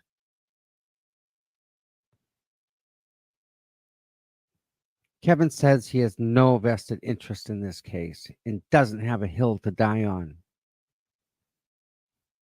He fashions himself as a talented writer and true crime commentator who stays strictly objective while giving commentary and analysis on a variety of other cases. But his YouTube channel and X account are the primary platforms where he almost exclusively supports the McAlbert position that Karen Reed did it. Kevin often speaks with certitude and from a place of authority. So listeners who don't know any better may think he's some sort of a true crime and legal expert. But that couldn't be further from the truth. Kevin is a bartender by trade, and he moved up in the world by once owning a bar, Leitrim's Pub in Worcester. Leitrim's is known to be a college bar, and we've heard quite a history reporting lawsuits, creepiness, and serving underage kids. There were even a couple incidents where patrons were so overserved that they killed people while driving home from the bar. Oops. Whether any of that happened or not while Kevin owned the bar is not immediately clear. We do know that he, of course, no longer owns Leitrim's. Fast forward to present, and Kevin lives in Andover with his parents. He has officially retired from bartending.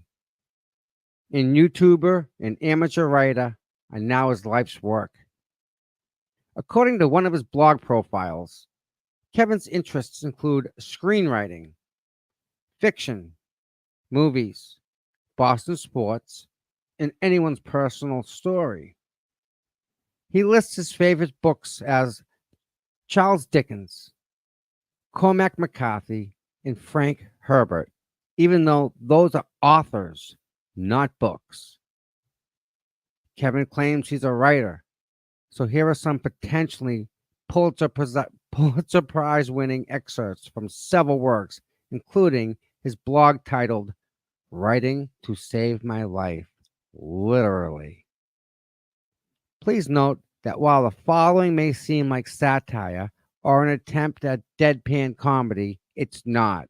He seriously wrote all of this. I watch. He wants me to watch. He wants me to feel. He wants me to know I'm next. Any second now. This fella was so skinny and pale, you could see blue veins everywhere. But I misfired with my shaking hands. Blood trickled on his arm. Now I had to find another spot. He never winced, nor did his creepy smile break. I took the antiseptic and cleaned it. A deserted carnival. Sense of something wrong, something terrible at the edge of her memory. And quantum photo booth claiming the power to take pitch of our side into the past or into the future. The race for her life began before the gun went off. Kevin Linehan / Bill Shakespeare. Now, young man, what do you want to do with your life? Actually, Matt, I kind of want to be a writer. Well, Lottie frickin' da! We got ourselves a writer here. Hey, Dad, I can't see real good. Is that Bill Shakespeare over there? Well, actually, Matt, Ellen and I have encouraged Brian in his writing. Dad, I wish you could just shut your big yapper. Now, young man, what do you want to do with your life? We got ourselves a writer here because his writing career obviously never took off. Kevin is focused instead on investigating faceless people on YouTube and X. Beyond posting tweets with the largest possible character count allowed, Kevin drones on about how Karen Reed is guilty and all her supporters are a bunch of mob morons. We're just supposed to shut up and salute the fallen. We're just supposed to shut up and salute the failed bartender and wannabe Stephen King as he tells us what really happened on January 29th, 2022. One of his constant refrains is that some of the more high-profile and public people who vocally support Karen Reed are grifters. Did fans notice a switcheroo? This was predicted months ago. He knows Karen Reed is guilty, but the grift goes on. How can he keep it going? Look at the shirt. It was never really about Karen, and certainly is not about now. I don't think very many people involved still think. Yeah. I posted them here. I was forced to talk to Tully about it. Huh. Do you know Jim Z? You actually could end all this madness. You know she did it. I know how and exactly when you found it. You can end this whole thing anytime you want. At some point, the grift has to end. Young jerks, Dr. Turtle Boy. The grift is almost over. Keep riding it for all it's worth, I guess. But the end is just around the corner. Already all that's left are the drooling dregs. Oh my goodness. Another tweet. I posted them here. I was supposed to talk. We read that one already. Yeah, we read that one. This is coming from a guy who started a GoFundMe campaign for himself, in addition to an online fundraising appeals, begging people for money. Since at least 2019, Kevin has been saying he had stage 4 lung cancer. With only 5% of people living up to 5 years with that disease. The average survival rate after diagnosis is only 4 months.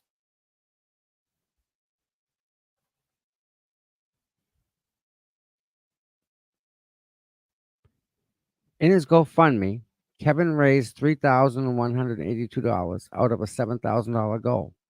In 2021, Kevin was also featured in a Boston.com story titled Andover Celtics fan battling terminal cancer inspired fans to appreciate team with a Reddit post. In the article, Kevin tearfully said, "If the Celtics don't win this year, I probably won't see them across the finish line. Oh, the sympathy. Just donate here." Thankfully, Kevin did live, but the Celtics sadly lost. Here we are over 5 years later, and Kevin is living miraculously. He's choosing to spend his new lease on life by calling an innocent woman a murderer and calling her supporters grifters, all while he virtually panhandled for years. People can draw their own conclusions, but I, for one, am extremely happy that Kevin has such a status-defying run in beating one of the deadliest forms of cancer there is. He transformed my life the day he showed me the secret to survival. Now, a lot of these things I'm going to go over next are antioxidants, and those are things that eat up the free radicals in your body. Now, there's mixed science on that, but certainly if you're taking any kind of medication, I think you want to be careful about taking an antioxidant too close to where you take that medication, because the antioxidant can also eat up the medication, and you don't want it to do that. So what I do is I take my other medicine. I'm also on a blood pressure pill and a what's it called? Yeah, I can't remember the name of what it's called, but I'm on a couple of minor pills that are prescription, and so I take that with my cancer targeted therapy. I take that late in the morning, and so that I don't take any of this stuff until after supper. So I'm hoping that there won't be any interference with the actual medications that I'm on. I can't. Now that's riveting stuff compared to his coverage of the Karen Reed case. Something that is often overlooked with Kevin is how angry he can get. He flips on a dime and gets very nasty with people. Look at this infamous recent exchange with Sean El Jefe McDonough. Hold on a second, Sean. Sean, hold on a second. I want to keep this civil, but that's Okay. not normal. All right, listen. I know you're tired, but listen. What you just said is not normal. Okay, hold on. I'm asking you a please, question. listen. If you're going to keep interrupting me, I'm going to have to let you go because I Okay, can't take all it right, anymore. all right, You're Kev. interrupting Love me. I can't even finish a fucking sentence, dude. Shut the Okay. fuck up. All right. Now, Go on. hold on a second, Sean. Sean, hold on a second. I want to keep this civil, but that's Okay. not normal. All right. Listen, I know you're tired, but listen, what you just said is not normal. Okay, hold on. I'm asking you a please, question. please, listen, if you're going to keep interrupting me, I'm going to have to let you go because I Okay, can't take all any right, more of it. all right, You're Kev. interrupting Love me. I can't even finish a fucking sentence, dude. Shut the Okay. fuck up. All right. Now, Go on. hold on a second, Sean. Sean, hold on a second. I want to. Tone it down, dude. There's a difference between an Irish temper and just being a complete jerk. Kevin's idol, Bill Shakespeare, was a much kinder and gentler than that. So is Mr. Conehead. Who is Kevin is a bootleg version of.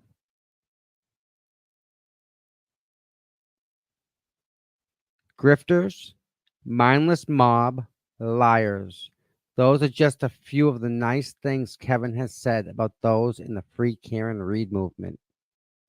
But what he's doing here is what most of the McAlberts do.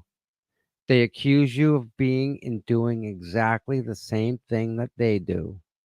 Grifters, Kevin has begged for money online for years.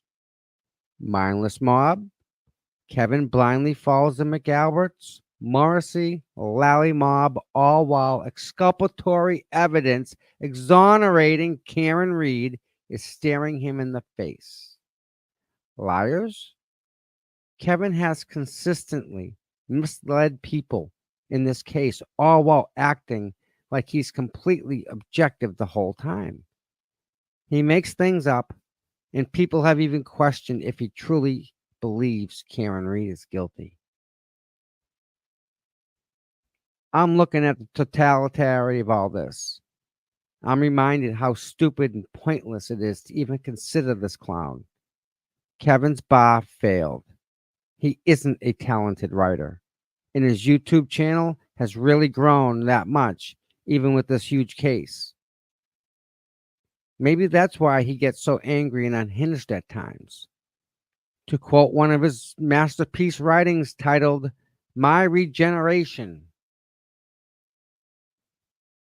I felt like I should cry, but I had been regenerated, and the things I now had become did not cry. May Kevin's regeneration from bartender to grifter to self-proclaimed true crime mastermind not make him cry from this ridiculousness of it all.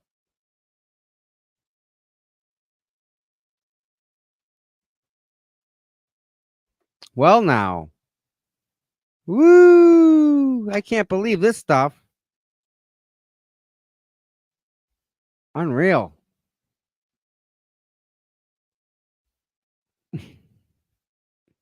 How's the chat doing here? How are we doing? Good today?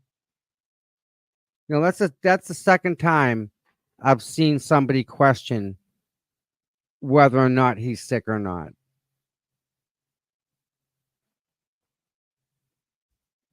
And I don't know him to even I wouldn't know. Hi Joe, welcome. Thank you for being here. My mom had colon cancer. She didn't have it once. She had non-Hodgkin's lymphoma. She had it 4 times. She was part of a study, Mass General. I had to take her in Tuesdays and Thursdays. So with that one with non-Hodgkin's, I think that's the one that they can cure because they cured it and then it came back and they were like, whoa, not supposed to get it twice. And then they cured that and she got it a 3rd time and they like, whoa, and put her in a study. And then the 4th time what just did it. The treatment is what took my mom. No, the cancer was a side effect, but the treatment just is, it's a tough thing to go through, treatment. So anyone that's going through treatment, I wish you the best. And if there's anything I can do to make you more comfortable, please reach out and ask. It's part of, unfortunately, it's part of what us humans have to deal with. It's life. We don't have to like it, but we have to accept it. None of us like that stuff. No, who wants to deal with that? Nobody.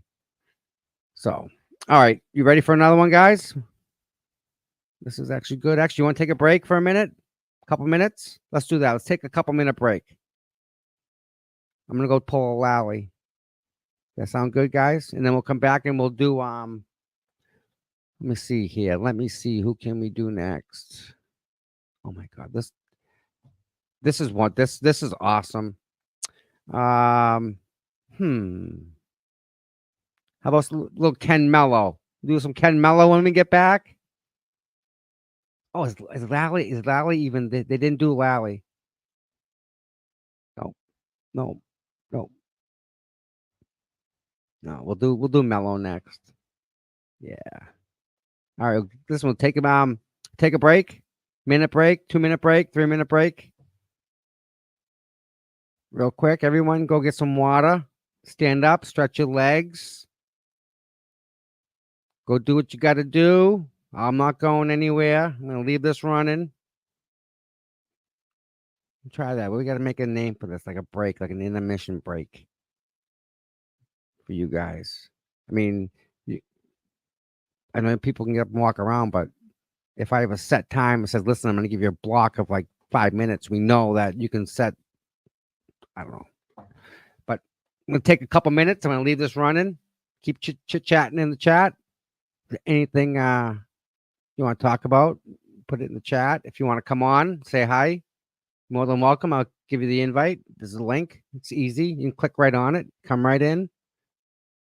No one bites. Pretty good. So think about it. I'll be right back. Like 5 minutes.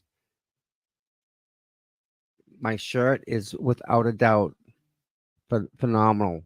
Like I get a tingle when I wear this shirt. This shirt is the bomb. You see the back. The back's good. The back's even better, I think.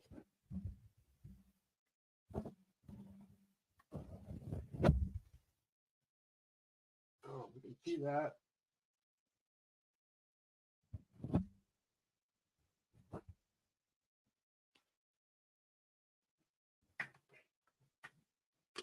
Ain't that freaking awesome shirt?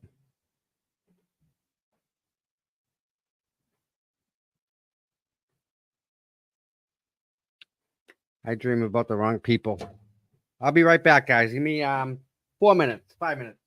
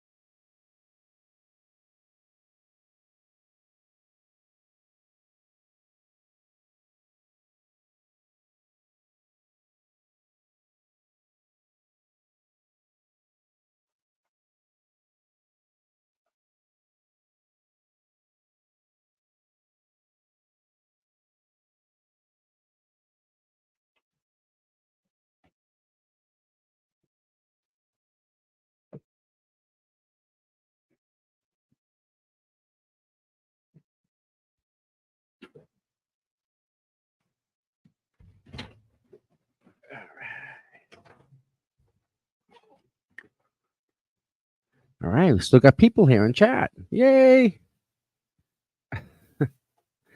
Hope everyone's there is doing well. New people, thank you for coming here. Sammy, you look great. Look like you put some nice. I like your shoes, Sammy.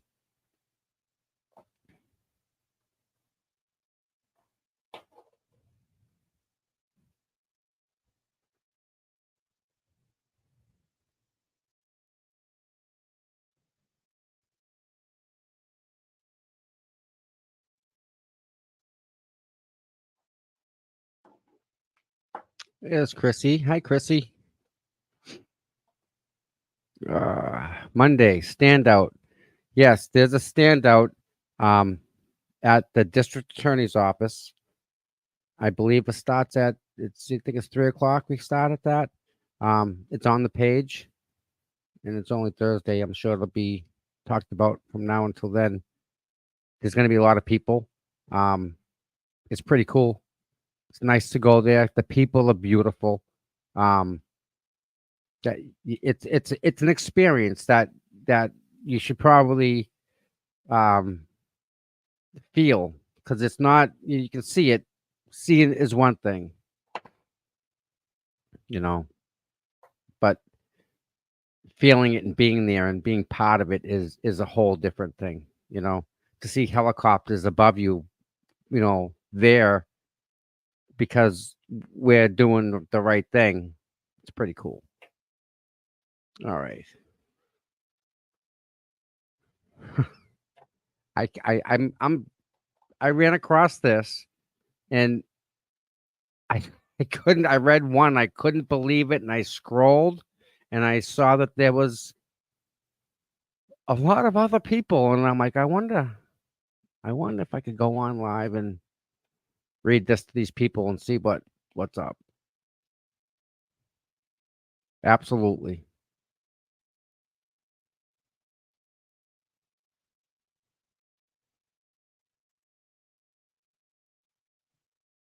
Okay.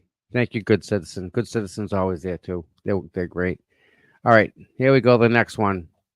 I hope everyone's back in their seats. Everyone sit down. Come on, class. You guys remember Cheech and Chong with Sister Mary Elephant? What, the glare is on now? Oh, is he on? Because I can save this for later. I don't know. I don't know if he's on or not. Let me check. I can't see. Broken Baker is running. Alternate corner, which is awesome. I love seeing that. It's so nice to see other people talking about this. It really is.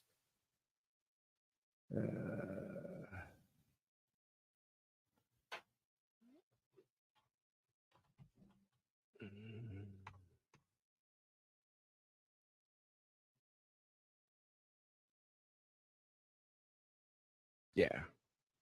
All right, we're gonna do one more, then go to the glare. All right, Ken Mello. Here we go, guys. We're gonna do Ken Mello.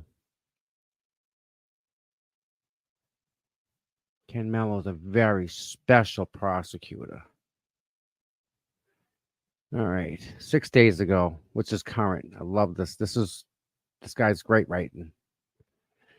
Ken Mello is a very, very special prosecutor. I used to think that special prosecutors only ever get appointed to be an impartial voice and investigator in a high-profile case, usually involving widespread government corruption. When I envision a special prosecutor, I think of Robert Mueller, Ken Starr, Jack Smith, Nathan Wade, Robert Hur. But here we are in Massachusetts, in Norfolk County, DA Michael Morrissey appointed a schlep named Ken Mello from Fall River, who waddled along to investigate and go after a man who calls himself Turtle Boy.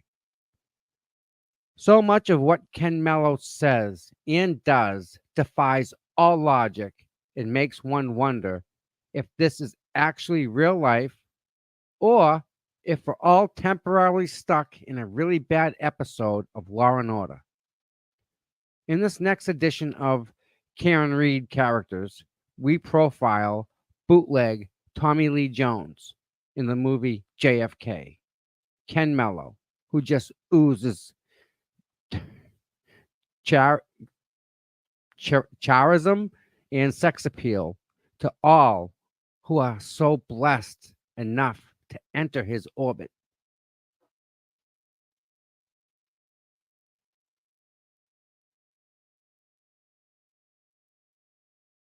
Wow.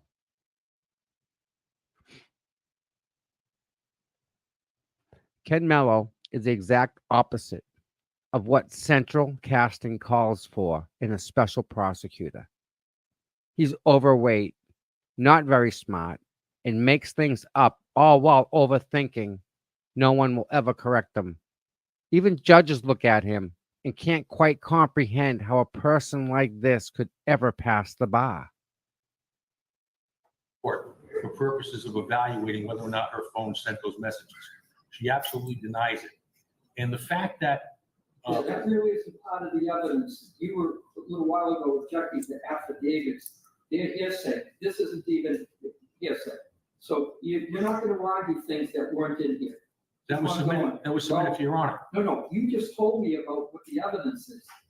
That what you just said wasn't part of this. Go. For purposes of evaluating whether or not her phone sent those messages. With a 1.4 star rating out of 5 on Google reviews, Ken Mello's office is based out of the beautiful city of Fall River, because of course it is. TB Daily News brilliantly laid out how much of Mello's sordid personal and professional history, which includes reprimands by the Massachusetts Board of Bar Overseers for neglecting his clients, being sued for failing to pay several vendors, tax liens that rival Chris Albert, and alleged failure to pay child support. Even with all that, what has perhaps contributed most to his now sullied reputation is the central role he's playing in the ongoing state political prosecution against Aidan Kearney, aka Turtle Boy. It never ceases to amaze the lengths this guy will go to get Turtle Boy arrested and charged with trumped up crimes. Keep in mind that a special prosecutor is supposed to be independent of an official office that would normally exercise authority in a criminal investigation, i.e., Michael Morrissey. To avoid potential conflicts of interests, special prosecutors are also supported to bring subject matter expertise to the case. But instead of remaining impartial in avoiding conflicts of interest, Mello is doing the bidding of Michael Morrissey, who of course appointed Mello to the $80,000 a year taxpayer funded position. That's not very independent or impartial.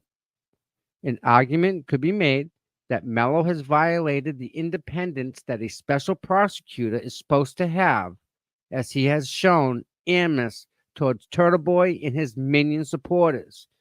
Aidan should not be considered a random effing citizen here either. As a member of the press, Turtle Boy is being maligned and charged for reporting too efficiently on a corruption case that the state doesn't want him to cover. Mello now has a professional stake in being proven right and justified in his extremely unorthodox approach as a special prosecutor. Aidan isn't his only victim either. Remember when Mello called the Canton PD and asked them to go after the Canton 9 for peacefully protesting across the street from D&E Pizza? I'll help you. Hi, Sergeant Ken Mello again. No problem. Do me a favor. Take a look at Chapter 268, Section 13A. 268. 13A. Okay. I'll go ahead and get a book. Oh, 1 second, sir. Okay. You give me a call back if you want, okay? Okay, yes, sir, Mr. Mello. All right. Okay. All right. Thank you.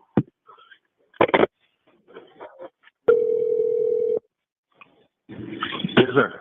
Hey, Mr. Miller, Sergeant Silvesi. So it looked up. So what do you want? What are you thinking of doing? I think we're good enough to charge them, to be honest with you, at least this person.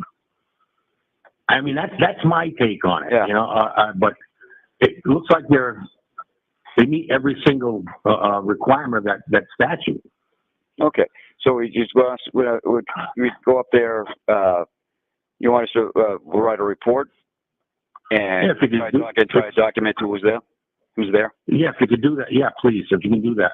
I mean, check with your lieutenant. I don't want to, I'm not an officer in your department, but I'm looking at that statute and saying they're across the street. They're certainly near Albert's place. All right. He's a witness, and they're certainly there for purposes of influencing or whatever else the statute states. Yeah. They're not there for any other reason. All right. So it's punishable by no more than a year in prison and a fine of no more than $5,000. So, correct. All right. So we can go up there. We can try to figure out. I mean, I think we could probably figure out a couple of them. Maybe not all of them where they are, because we can ask them and they can just tell us, pound sand, not tell them. And we try to find them, see where cars they go to or whatever. Yeah. And then I guess we can go from there and sure. I mean, I don't know if you can reach your chief to see how she feels about it, or okay. Great. I appreciate it very much, Sergeant. No problem, sir. Thanks. Bye-bye. Bye-bye. Why is the Canton PD taking their marching orders from this tool?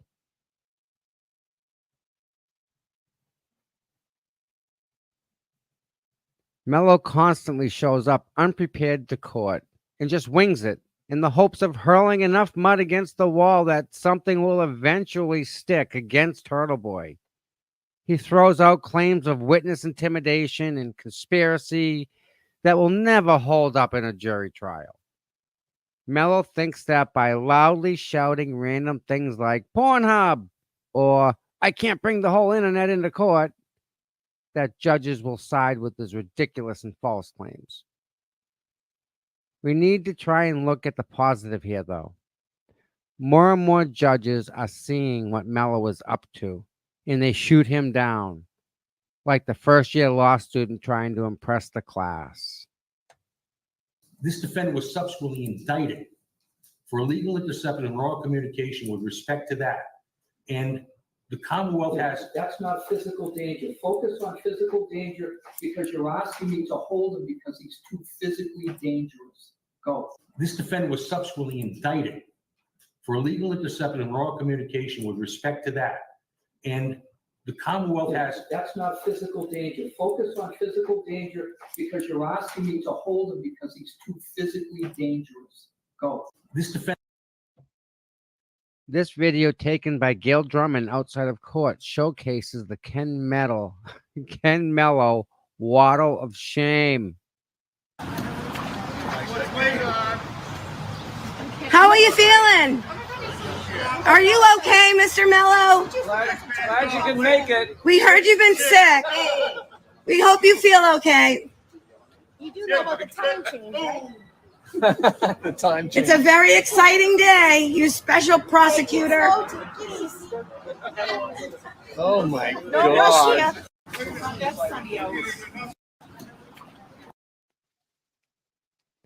In addition to being completely independent and impartial, special prosecutors are also supposed to bring subject matter expertise to the case. What exactly is Ken Mello's subject matter expertise here? Does being a subject matter expert in each donut flavor Duncan ever created count? Nonetheless, we know Ken Mello is a very, very special prosecutor because of all the characters involved in the Kieran Reed and Turtle Boy cases. Special K, Ken Mello, may be the biggest character of the whole bunch. May he keep giving us great comedic content, make us laugh, and show the world why none of us should take anything he says seriously.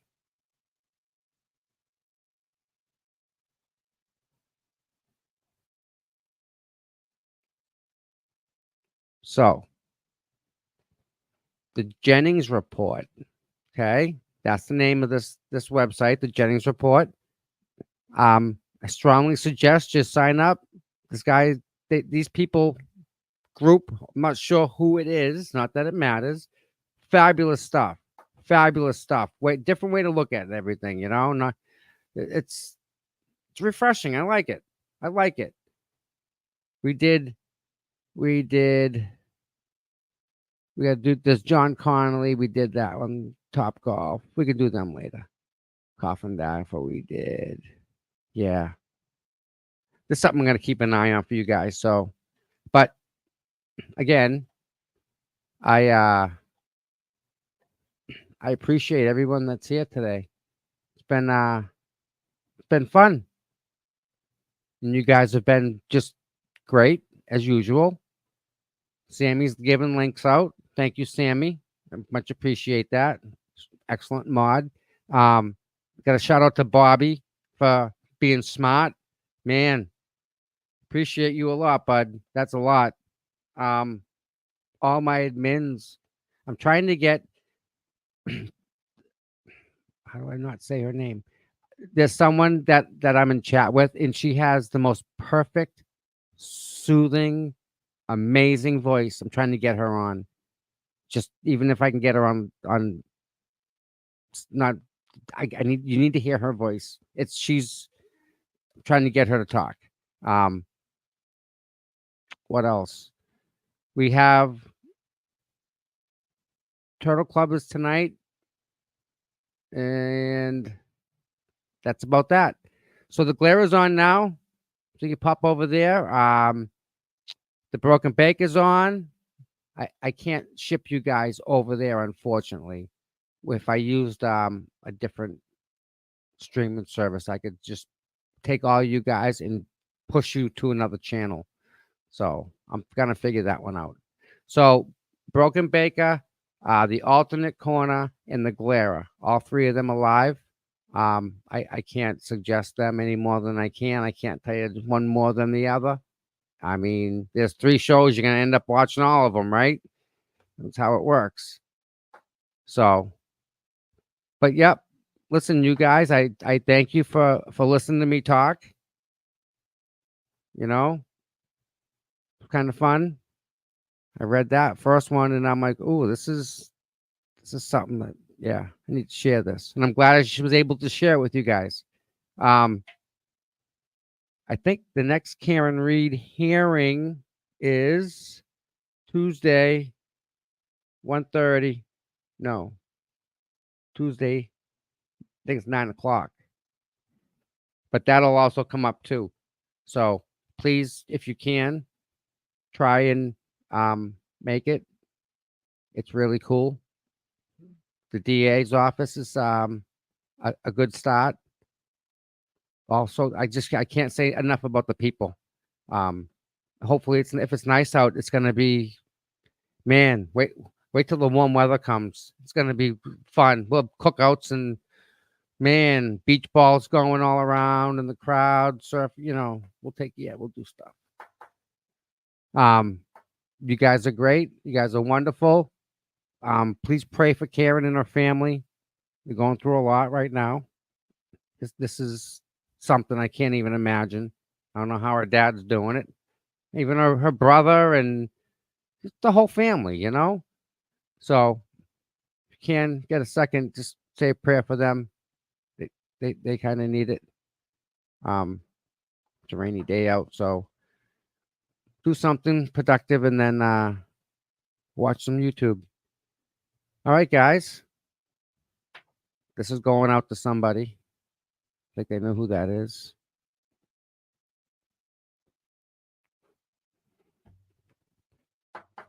I think that. Oh, what else? There was before I go. Hold on. I want to just check something. I send myself texts because I don't know.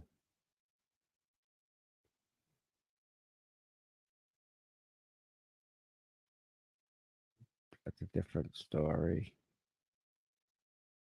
No. Okay. So, if there's anything you guys want to work on, anything you want me to look at, just let me know.